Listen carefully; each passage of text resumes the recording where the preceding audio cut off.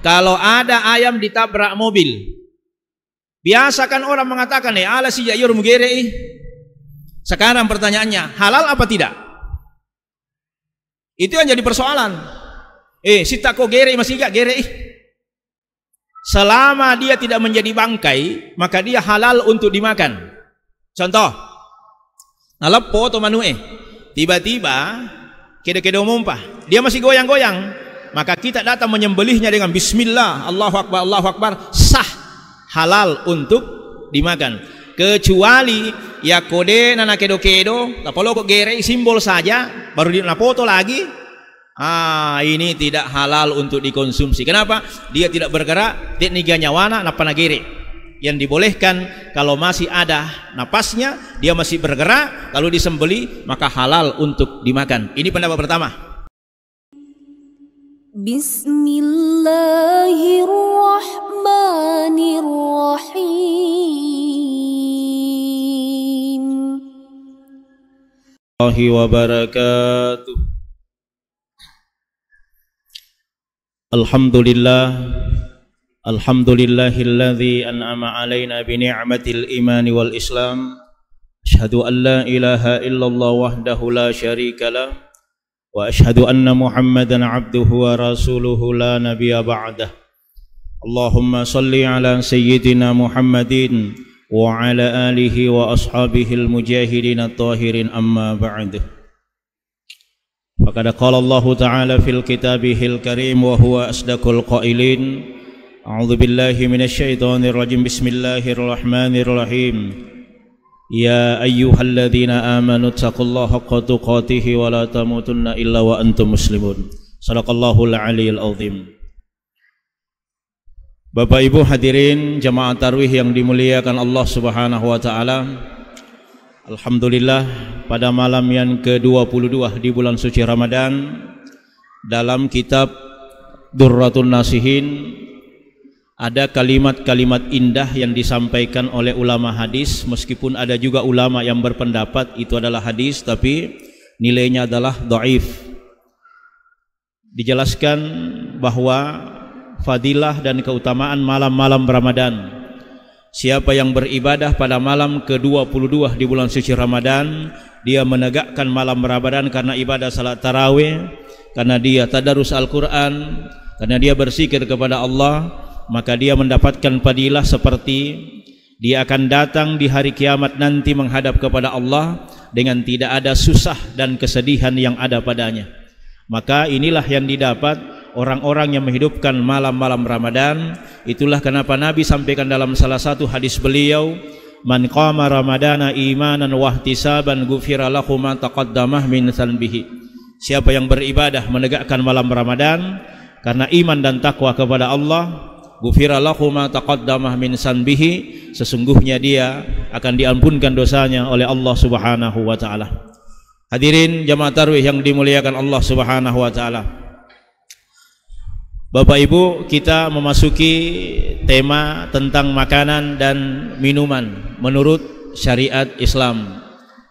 Di dalam Al-Quran, Allah itu menyampaikan bahwa semua makanan dan minuman itu halal selama tidak ada dalil syar'i yang melarangnya. Bahkan dalam riwayat lain oleh hadis Rasul sallallahu alaihi wasallam, semua yang ada di laut itu halal untuk dimakan, termasuk bangkainya. Tapi tidak termasuk kapal selam.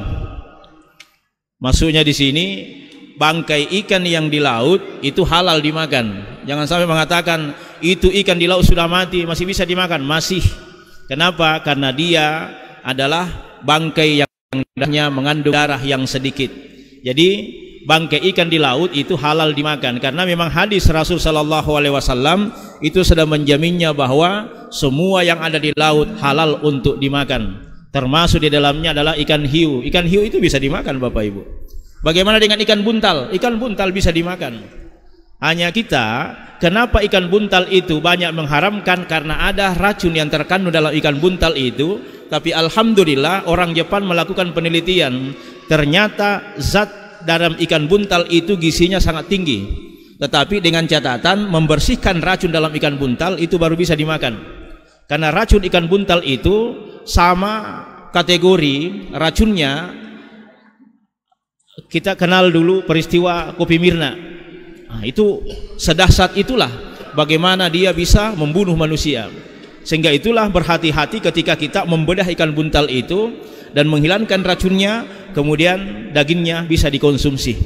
Makanya Allah Subhanahu wa taala dalam Al-Qur'an pada surah Al-Baqarah, Allah katakan kepada semua manusia, ya ayyuhan nas kulu mimma fil ardi halalan thayyiba. Apa kata Allah? Ya ayyuhan nas, wahai sekalian manusia, makanlah, kulu mimma fil ardi, apa yang ada di muka bumi ini, dengan kategori yang dimakan dan diminum, dua kategorinya. Apa itu? Halalan thayyiba. Jadi makanan dan minuman itu yang bagus untuk kita konsumsi, kategorinya dua. Pertama halal, yang kedua thayyib, baik.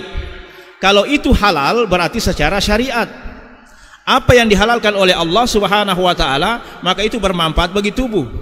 Tapi kalau dia dikatakan thayyiba, yang baik, maka itu dalilnya adalah sesuai dengan mengandung nilai gizi dan manfaat dalam tubuh manusia dan tidak menimbulkan penyakit. Contoh, nasi itu adalah halal. Tapi kalau dia basi, maka dia tidak thayyib. Maka yang dimaksud di sini, di samping dia sudah halal, dia juga sudah mengandung nilai gizi yang tinggi pada tubuh kita, sehingga inilah yang berhak dan inilah yang bagus untuk dikonsumsi oleh tubuh manusia. Lanjutan ayat itu menjelaskan, wala tattabi'u khutuwatis syaitan, dan janganlah engkau mengikuti langkah-langkah setan. Bagaimana langkah setan itu mempengaruhi manusia dengan makanan dan minuman, alkohol atau minuman keras, mulai ballo, bir, whisky, vodka, martini, Columbus, Tommy, topi miring, sampai cece, cap tikus. Ini yang diharamkan oleh agama, tetapi langkah setan itu memberikan nilai keindahan kepada minuman itu, sehingga orang itu terpengaruh untuk mengkonsumsinya. Makanya Bapak Ibu hadirin yang dimuliakan Allah Subhanahu wa taala, sehingga ada pengaruh dalam lingkungan kita, ada pengaruh kepada orang lain, ada pengaruh teman sejawat, ada pengaruh yang bisa ditimbulkan ketika kita mengkonsumsi itu, kita anggap itu baik, ternyata tidak sesuai dengan tubuh manusia. Dokter ahli penyakit dalam itu menyampaikan begini, itu minuman keras efeknya dirasakan adalah pada saat kita minum mabuk itu hari, tetapi efek yang berkepanjangan 20, 30 tahun, 10 tahun ke depan, kalau kita minum dan mengkonsumsi secara terus menerus, maka inilah yang mengakibatkan orang bisa terkena lever, orang bisa terkena yang namanya penyakit kronis. Kenapa? Karena tubuh ternyata tidak sanggup menahan beban daripada alkohol yang kita konsumsi itu. Maka disitulah kenapa Allah haramkan innamal khamru, sesungguhnya khamar itu rijsun min amalis syaitan, itu adalah amalan syaitan. Maka syaitan itu yang dimaksud di sini, wala tattabi'u khutuwatis syaitan, dan janganlah engkau mengikuti langkah-langkah syaitan. Kenapa? Kata Allah dalam Al-Quran, masih lanjutan ayat itu, sesungguhnya innasyaitana lakum adu mubin, setan itu adalah musuh yang paling nyata bagimu. Maka hadirin jamaah taruh yang dimuliakan Allah Subhanahu wa taala, maka makanan dan minuman secara syariat Islam ada yang dihalalkan oleh Allah secara syar'i, dan ada juga yang diharamkan oleh Allah juga secara syar'i. Di antaranya satu yang diharamkan, pertama adalah darah. Darah yang dimaksud di sini tidak sama dengan yang namanya jantung, hati. Ini memang sudah menggumpal dalam tubuh manusia, sehingga kalau dikonsumsi tidak ada masalah, ini halal. Tetapi yang dilarang oleh agama adalah darah yang sengaja ditumpahkan lalu kita apa istilahnya orang Bugis, napatekke. Ini yang kadang-kadang banyak dikonsumsi, dikira hati, ternyata darah yang menggumpal sengaja dibekukan, kemudian dimasak, kemudian bisa dikonsumsi. Ternyata efeknya adalah akan menimbulkan penyakit kronis pada diri manusia, orang-orang yang suka mengkonsumsi darah yang digumpalkan itu. Maka ini haram hukumnya. Darah dalam tubuh ini halal, tapi kalau dia keluar bisa berubah menjadi najis. Itu dalam kaidah fikih. sehingga binatang yang disembelih lalu dikumpulkan darahnya lalu dibekukan, maka menjadi haram hukumnya untuk dikonsumsi. Itu tidak sama dengan yang namanya hati atau linpah. Kemudian yang kedua, babi. Kenapa diharamkan oleh Allah? Ini babi Bapak Ibu haram karena zat. Jadi bukan haram karena sesuatu, memang langsung Allah mengharamkan yang namanya daging seperti ini. Kenapa diharamkan? Nah, ini ada satu penelitian di University Cambridge. Ternyata daging babi itu mengandung satu cacing yang namanya Hengliodes ransomi. Itu cacing yang terdapat dalam daging babi atau lemak babi, meskipun dimasak sepanjang hari dia tidak akan pernah mati. Dan ketika dikonsumsi dalam tubuh manusia, daging ini bisa berkembang dalam tubuh manusia, dan itulah kulit orang yang memakan daging babi itu seperti kalau ada bintik-bintik hitam dalam kulitnya. Maka itulah kita lihat beberapa negara yang sering mengkonsumsi daging seperti ini, warna kulit itu jauh lebih bersih dibanding orang-orang yang mengkonsumsi daging babi. Jadi ini bukan haram karena perbuatan, tetapi haram karena zat. Kalau dia haram karena zat, berarti kulitnya, kukunya, termasuk kotorannya itu adalah haram. Kenapa? Karena memang Allah sudah haramkan yang namanya babi karena zatnya. Kemudian hadirin yang dimuliakan Allah Subhanahu wa taala, yang ketiga yang diharamkan oleh Allah makanan, termasuk hewan-hewan yang disembelih tidak dalam kategori secara syar'i, disembelih tidak menyebut namanya Allah Subhanahu wa taala. Makanya menyembelih binatang itu hukumnya adalah untuk menjadikan dia halal untuk dikonsumsi adalah dengan melapaskan basmalah, takbir 3 kali. Dari mana ini syariatnya? Dari Nabiullah Ibrahim alaihi salam. Nabi Ibrahim menyembelih hewan kurban itu dengan melapaskan 1 Bismillah, Allahu Akbar 3 kali. Peristiwanya ketika Nabi Ibrahim juga menyembelih anaknya Ismail, Bismillah, Allahu Akbar, Allahu Akbar, Allahu Akbar 3 kali. Maka binatang ini bisa menjadi haram kalau binatang ini menurut Andre Grutta Kalipak Baja almarhum, kalau ada binatang disembelih lalu dikasih berwudu, maka haram hukumnya binatang itu dimakan dagingnya. Jadi Bapak Ibu hadirin jamaah tarwih, tidak boleh binatang disembelih dikasih berwudu dulu baru disembelih. Istilahnya kita orang Bugis, na jenne ki jolo na panagere de gaga jenne na kolo-kolo tetapi pak gere emi mak jenne. Bukan binatang yang berwudu, tetapi istilahnya hanya dicuci kakinya. Yang berwudu itu adalah manusia yang menyembelih binatang itu. Halalnya binatang itu dengan Bismillah, tidak sampai Bismillahirrahmanirrahim. Lihat dalam kitab Bulughul Maram, Bismillah saja, tidak sampai Bismillahirrahmanirrahim. Bismillah lalu kita melapaskan Allahu Akbar 3 kali. Bapak Ibu yang sudah dewasa, yang balik, semua diantara kita ini bisa menyembelih binatang, meskipun bukan puak imam, meskipun bukan pegawai syara, tetapi syaratnya sudah lengkap. Bismillah, Allahu Akbar 3 kali, silahkan disembelih. Tak ada wudunya binatang, yang berwudu adalah manusia. Kalau ada binatang dikasih berwudu baru disembelih, maka haramlah dagingnya untuk dimakan. Kenapa ada binatang diharamkan binatang disembelih tanpa basmalah, tidak menyebut namanya Allah? Bagaimana kalau kita pergi di tempat orang-orang yang utamanya di situ adalah orang-orang yang non muslim? Taruhlah Bapak Ibu hadirin, Bapak Ibu berangkat ke Tator, notabene kita di situ harus memilah-milah makanan, mana layak untuk dikonsumsi, mana tidak. Dalam fikih Sayyid Sabiq, fikus sunnah, yang juga notabene adalah muridnya adalah Imam Malik, dalam kitab Al-Muwatta, kalau Anda memasuki satu wilayah atau daerah yang kira-kira daerah itu bukan orang Islam, maka bagaimana memakan daging itu? Maka untuk mendapatkan halalnya, bacalah Bismillah lalu konsumsi. Kalau Anda tidak ragu, tetapi ketika Anda ragu, maka kaidah fikih menjelaskan da'a ma yaribuka ila ma yaribuka, tinggalkan yang meragukan dan kerjakan yang tidak meragukan bagimu. Nah, itu kaidahnya Bapak Ibu. Tapi kalau kita misalnya tidak ragu dengan itu, baca Bismillah lalu kita makan daging itu. Bismillah makan. Yang penting bukan haram karena zat. Yang tidak dibenarkan di sini bukan haram karena zat, tapi semacam ayam atau daging sapi, bismillah bisa dikonsumsi. Telur, bismillah bisa dikonsumsi. Karena banyak juga orang berpendapat saya tidak konsumsi ini karena periuk yang dipakai masak adalah periuk yang bekas dipakai masak daging yang diharamkan oleh agamanya Allah Subhanahu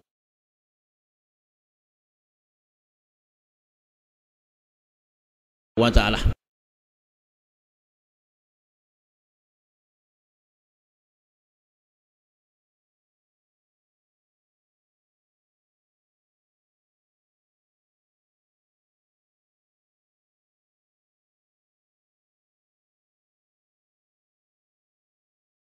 Bapak Ibu hadirin dan dimuliakan Allah Subhanahu wa taala, maka Al-Qur'an memberi ketegasan, kulu washrabu wala tusyrik billah, makan dan minumlah halalan thayyiba, yang halal lagi baik, wala tusyrik billah, dan janganlah engkau mempersekutukan Allah Subhanahu wa taala. Apa makna dalil ini? Banyak orang-orang yang membawa makanan ke tempat-tempat yang dimusyrikkan oleh Allah Subhanahu wa taala, maka banyak budaya yang berkembang di Indonesia yang memberikan sesajen ini halal makanannya, tapi bisa menjadi haram oleh karena diperuntukkan kepada bukan atas nama Allah tetapi makhluk Allah Subhanahu wa taala. Maka Islam datang, budaya ini diislamkan oleh agamanya Allah Subhanahu wa taala. Maka ada orang yang pakai biasanya mak baca itu alhamdulillah menyebut namanya Allah, bukan makanannya yang diberikan bacaan, tetapi orang berkumpul untuk makan secara bersama-sama. Nah, contoh Bapak Ibu, biasa kita pakai kalau habis lebaran, bagi pertama, bagi kedua, sampai bagi kelima, kita mengatakan untuk niga ye warialaku, niga nenekku, berapa nenek? 5 nenek.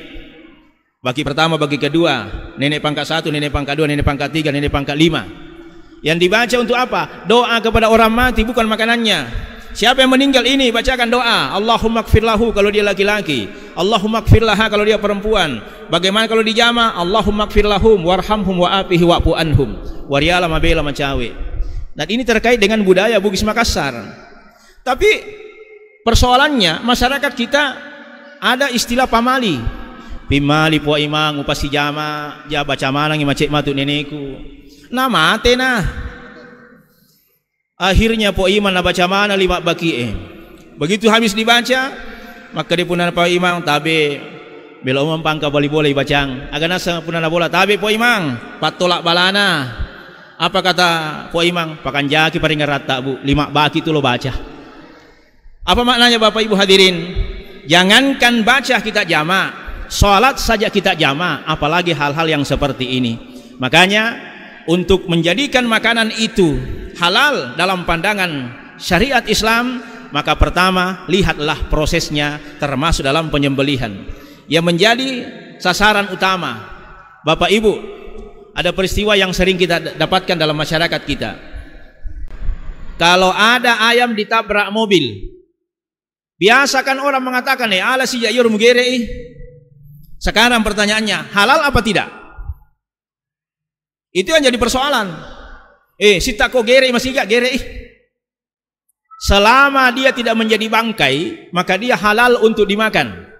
Contoh, nalepo atau manue, tiba-tiba kede-kede mumpah, dia masih goyang-goyang, maka kita datang menyembelihnya dengan bismillah, Allahu Akbar, sah, halal untuk dimakan. Kecuali ya kode nana kedo-kedo, tapolo kok gere simbol saja, baru di foto lagi. Ini tidak halal untuk dikonsumsi. Kenapa? Dia tidak bergerak, tekniknya nyawana napana gere. Yang dibolehkan kalau masih ada napasnya, dia masih bergerak, lalu disembeli, maka halal untuk dimakan. Ini pendapat pertama. Pendapat kedua, meskipun dia bergoyang sedikit, maka hindarilah, lebih baik jangan, daripada kita sangka itu adalah halal, ternyata sudah haram dalam pandangan agama Allah Subhanahu wa taala. Oleh karena itu hadirin, maka bagaimana dampak daripada makanan halal dan haram ini? Maka insya Allah berpengaruh kepada ibadah dan doa yang kita lapaskan kepada Allah Subhanahu wa taala. Wa qala al-hadis Rasulullah sallallahu alaihi wasallam, salatul qabla subhi khairum minad dunya.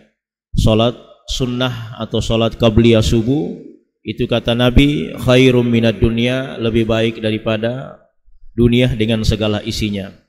Maka beberapa ulama berpendapat saking dikuatkannya ini salat qabliyah subuh sehingga kalau ada orang yang terlambat melaksanakan salat subuh, tidak sempat melaksanakan salat qabliyah subuh, maka sesudah salat subuh dia boleh mengambil qabliyah subuhnya dengan niat tetap qabliyah qadaan lillahi ta'ala. Maka inilah dalil yang banyak dipegang oleh para ulama, sebab Rasulullah sallallahu alaihi wasallam pernah terlambat melaksanakan salat subuh, 5:30 dia laksanakan salat subuh, tetapi dia tidak langsung melaksanakan salat subuh, tetapi beliau dulu mengambil qabliyah subuh baru melaksanakan salat subuhnya.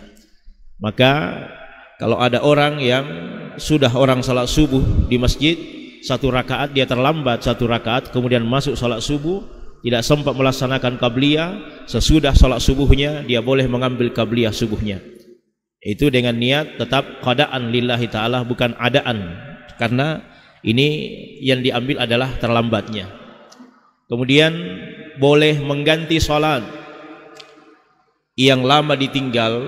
Misalnya pernah kita sempat beberapa tahun yang lalu kita preman, tidak sempat melaksanakan sholat atau meninggalkan sholat, maka ketika dia bertaubat kepada Allah beberapa tahun tidak sempat sholat, maka dia boleh mengambil sholatnya dengan qada. Jadi sholat, setiap dia sholat dia melaksanakan sholat 2 kali, 2 kali, 2 kali, asar 2 kali, zuhur 2 kali, subuh 2 kali, dengan niat qadaan lillahi ta'ala. Karena tidak ada ibadah yang diganti dengan ibadah sesamanya kecuali ibadah salat. Puasa diganti dengan fidyah, tetapi salat tidak bisa diganti dengan fidyah, salat tidak bisa diganti dengan salat, tetapi kata Nabi salat diganti dengan fatusolli, dengan salat sendiri. Itulah makna dalil yang dipakai ulama untuk mengqada salat yang pernah kita tinggal. Hadirin jamaah subuh yang dimuliakan Allah Subhanahu wa taala. Pecah rekor salat tarwih yang terlama itu beberapa minggu yang lalu itu di Jawa. Melaksanakan salat tarwih itu sampai 8 jam.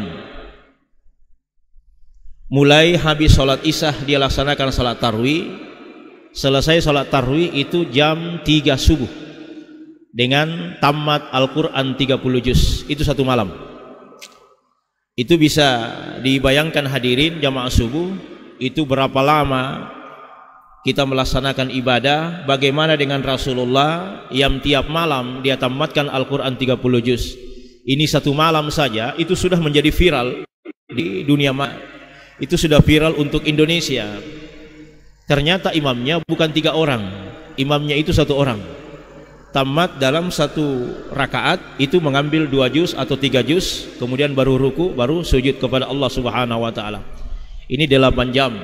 Selesai tarwih itu 30 juz. Tetapi ada juga yang sholat tarwih 15 menit selesai 20 rakaat. Nah, ini juga tercepat, juga pecah rekor. Ini melebihi kecepatan Valentino Rossi. Luar biasa. Yang kentara bacaannya cuma walak dolin saja, yang lain wallahu a'lam. Nah, Bapak Ibu hadirin yang dimuliakan Allah Subhanahu wa taala, ini ada pilihan kepada kita hadirin. Allah Subhanahu wa taala, apa kata Allah dalam Al-Qur'an? Wa huwallazi khalaqalakum ma fil ardi jami'a, bahwa dialah Allah yang menciptakan segala sesuatu di muka bumi ini jami'a, untuk kita semua. Maka segala sesuatu pada awalnya itu adalah sesuatu yang halal, tetapi ketika melihat perkembangannya dan itu berdampak pada kesehatan manusia, maka lahirlah dalil secara syar'i bahwa makanan dan minuman itu menjadi haram di sisi Allah Subhanahu wa taala. Minuman keras pada awalnya itu tidak haram, tetapi dia halal. Kapan itu diharamkan oleh Allah Subhanahu wa taala? Setelah ada dampak. Abdurrahman bin Auf memimpin salat. Tiba-tiba ketika dia sholat ternyata terbalik-balik ayatnya. Ayat yang pertama, rakaat pertama diambil adalah wattini wazaituni, lari ke wal asri. Rakaat kedua diambil wal asri, lari ke wattini. Maka sahabat lalu laporkan kepada Rasulullah sallallahu alaihi wasallam. Apa kata sahabat? Ya Rasulullah, Abdurrahman bin Auf dalam keadaan seperti tidak sadar ketika memimpin sholat. Ayat yang pertama wattini, kenapa akhirnya lari ke wal asri? Ayat yang kedua wal asri, kok ujungnya ke wattini wazaituni? Lalu apa kata Nabi? Dipanggillah Abdurrahman bin Auf. Kenapa sampai sholatmu seperti ini? Kenapa kok balik-balik ayat? Apa kata Abdurrahman bin Auf? Sesungguhnya aku dalam keadaan mabuk ya Rasulullah, dalam keadaan linglung, karena peristiwa waktu itu adalah ternyata dia pernah meminum yang namanya minuman yang memabukkan seperti khamar. Maka turunlah Al-Quran, ayat Al-Quran, la taqrabus sholata wa antum sukara, janganlah engkau mendekati salat dalam keadaan mabuk. Ini belum diharamkan, tetapi sudah ada pencegahan untuk tidak mendekati ibadah dalam keadaan sesudah meminum yang namanya yang beralkohol atau khamar. Setelah terjadi peristiwa pembunuhan, terjadi peristiwa hal-hal yang sangat menakutkan, lalu turunlah ayat mempertegas innamal khamru wal maisiru wal azlamu wal ansabu rijsun min amalis syaitan. Maka Allah dengan tegas melarang minuman keras karena itu dianggap rijsun min amalis syaitan. Maka itulah hal-hal yang dilarang oleh Allah Subhanahu wa taala ternyata punya dampak kepada manusia dan terutama adalah kesehatan kita.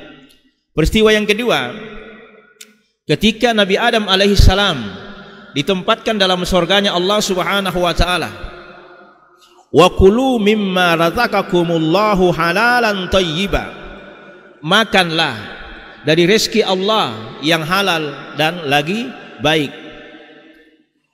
Wattaqullaha, dan bertakwalah kamu kepada Allah, wa antum bihi mu'minun, karena kalian itu identitasnya adalah seperti orang-orang yang mukmin. Nah, sekarang kita lihat ketika Allah tempatkan Nabi Adam dalam surganya Allah, maka Allah hanya sampaikan satu perkara, apa itu? La taqraba hadhihi sajarah, janganlah engkau mendekati pohon yang bersejarah atau pohon khuldi. Maka ini dilarang oleh Allah Subhanahu wa taala, tetapi yang paling besar pada diri manusia adalah apa itu? Rasa penasaran hal-hal yang dilarang. Maka Nabi Adam mendekati dengan istrinya lalu memakan buah khuldi. Nabi Adam keselak sampai di tenggorokan. Ada juga riwayat yang mengatakan bahwa dicekik oleh malaikat Jibril. Lalu Siti Hawa memakan buah khuldi sampai ke perutnya. Ternyata apa yang dilarang oleh Allah itu adalah buah khuldi. Ternyata buah khuldi itu mengandung racun dalam buah khuldi itu, sehingga racun itu menyebar dalam tubuhnya Siti Hawa. Maka salah satu pembuluh darahnya Siti Hawa pecah, dan itulah mengakibatkan keluarnya sesuatu di perut dari Siti Hawa, itu yang dikenal dengan menstruasi atau masa haid. Makna masa haid itu adalah mengeluarkan racun dalam tubuh. Maka Allah juga melarang seorang suami mendekati istri dalam keadaan haid selama dia sebelum yashurna atau selama dia sebelum suci. Maka hal-hal yang dilarang oleh Allah Subhanahu wa taala ternyata punya dampak yang sangat besar pada kesehatan dan kehidupan kita ketika kita mengkonsumsi sesuatu yang diharamkan oleh Allah Subhanahu wa taala.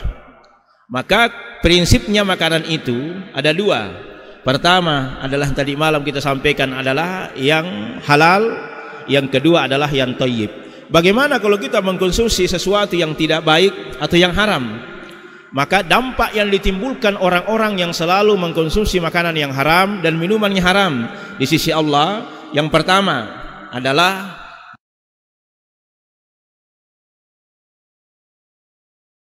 doa tidak diterima oleh Allah Subhanahu wa taala.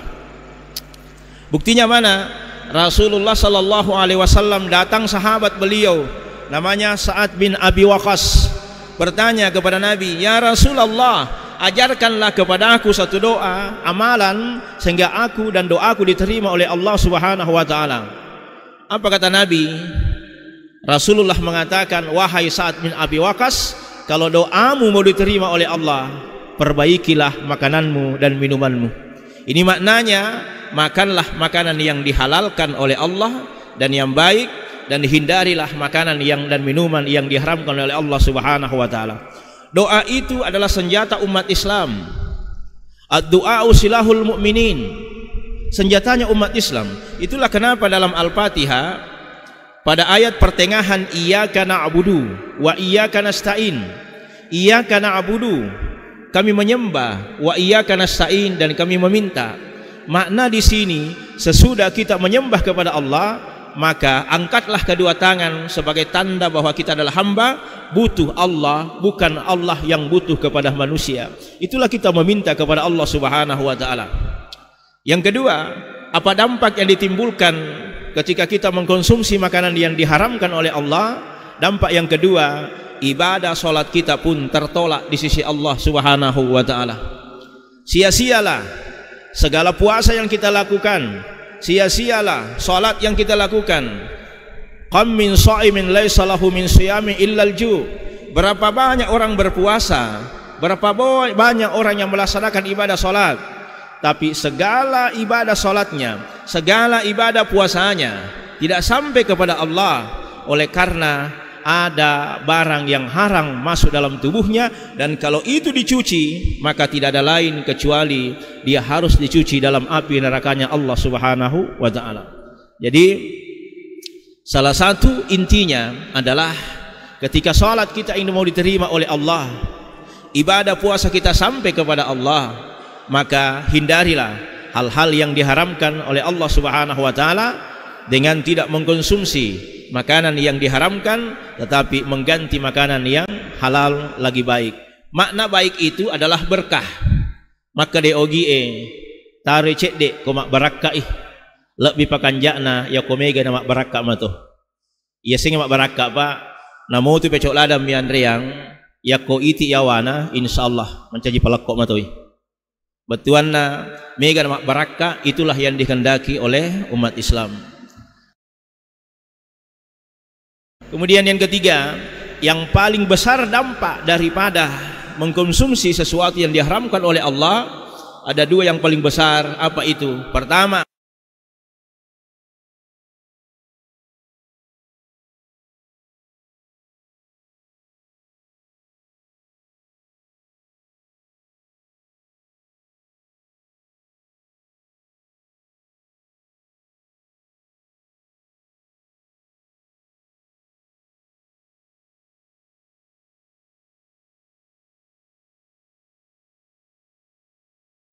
dampak hati manusia. Yang kedua adalah dampaknya dengan akal kita.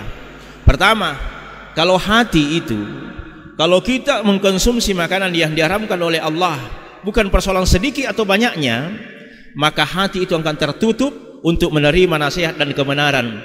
Padahal hati itu fungsinya menerima wahyu, hati itu fungsinya menerima kebenaran.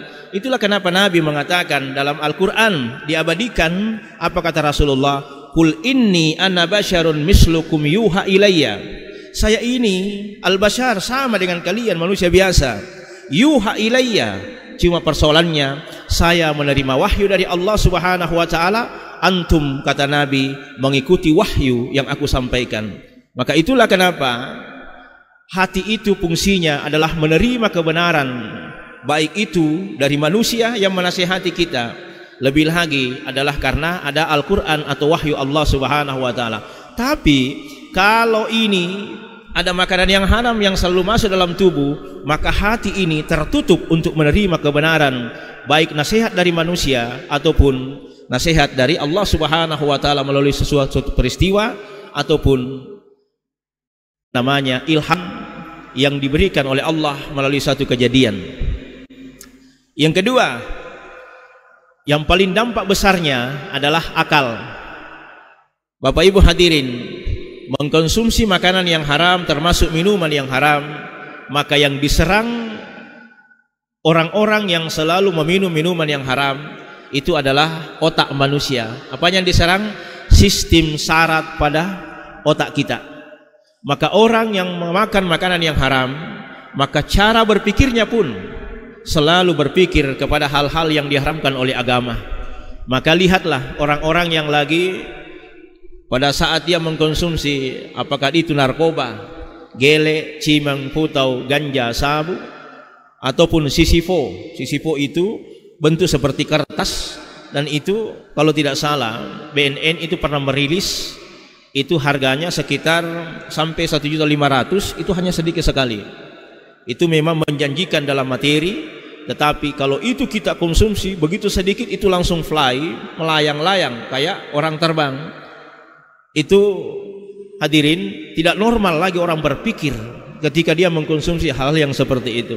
Sehingga itulah kenapa itu dilarang oleh agama dan diharamkan, karena secara akal itu tidak sehat, dan bagaimana orang berpikir dengan cerdas itu tidak akan bisa sampai ke sana.